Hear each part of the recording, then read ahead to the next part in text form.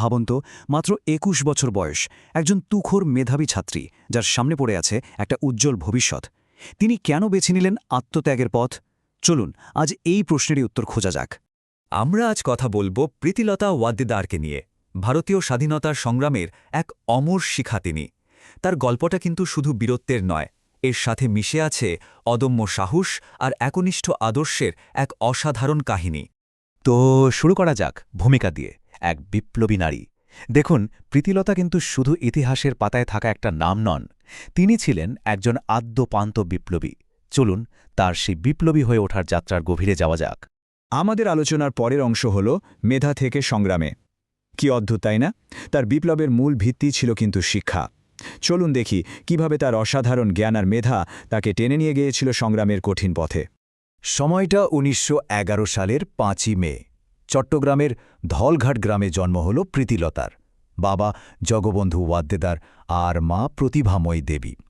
একদম ছোটবেলা থেকে, মানে যাকে বলে একেবারে শুরু থেকে, তার মধ্যে কয়েকটা জিনিস খুব পরিষ্কার ছিল: অসম্ভব মেধা, মারাত্মক আত্মসম্মানবোধ আর দেশের জন্য অকল্পনীয় ভালোবাসা।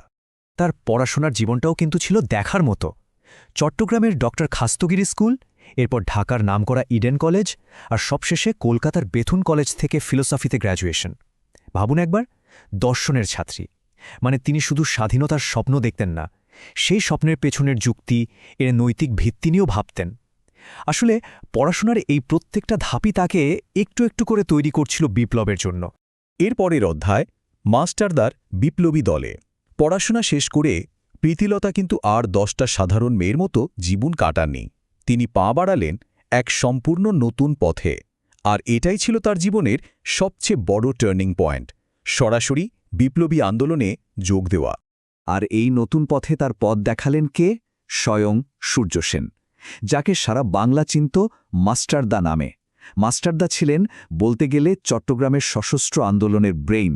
তার আদর্শ, তার দেখানো পথই প্রীতিলতাকে সবচেয়ে বেশি অনুপ্রাণিত করেছিল। তো মাস্টারদার সংস্পর্শে এসেই প্রীতিলতা বিপ্লবী দলে যোগ দিলেন। কিন্তু তিনি শুধু একজন সাধারণ সদস্য হয়ে থাকলেন না, না, তিনি নিজের কাঁধে তুলে নিলেন একটা বিশেষ আর খুব জরুরি দায়িত্ব: অন্যান্য নারীদের মধ্যে দেশপ্রেমের আগুনটা জ্বালিয়ে তোলা। এবারে আসা যাক প্রীতিলতার বিপ্লবী জীবনের সবচেয়ে সাহসী, সবচেয়ে দুঃসাহসিক অধ্যায়টিতে, পাহাড়তলী ইউরোপিয়ান ক্লাব আক্রমণ।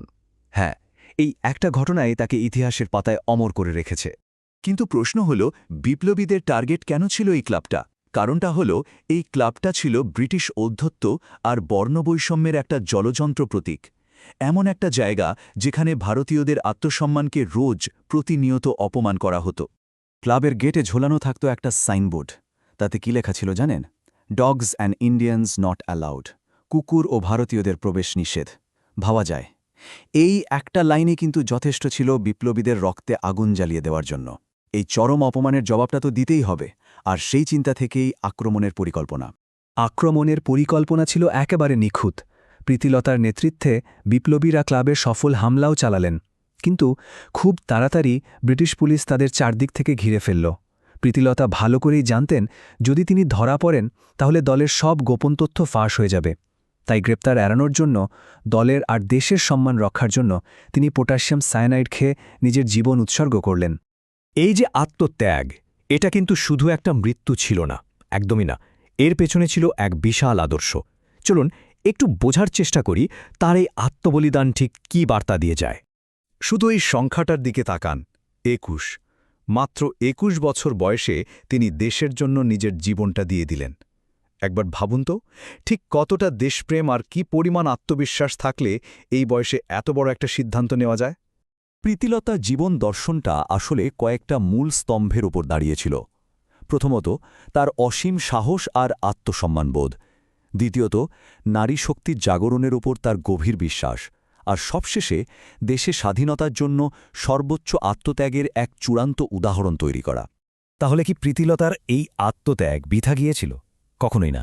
তিনি হয়ে উঠেছেন অগ্নিযুগের এক অমর শিখা, এমন এক শিখা যা আজও লক্ষ লক্ষ মানুষকে অনুপ্রেরণা দিয়ে চলেছে। এই কথাটা কিন্তু খুব খুব জরুরি। প্রীতিলতা নিজের জীবন দিয়ে প্রমাণ করে গিয়েছিলেন যে দেশপ্রেম বা বীরত্ব কোনোটাতেই নারীরা পিছিয়ে নেই। নারীরাও সমানভাবে দেশের জন্য লড়তে পারে, প্রয়োজনে জীবনও দিতে পারে। তিনি আসলে অগণিত নারীর জন্য সাহস আর অনুপ্রেরণার এক নতুন দরজা খুলে দিয়েছিলেন।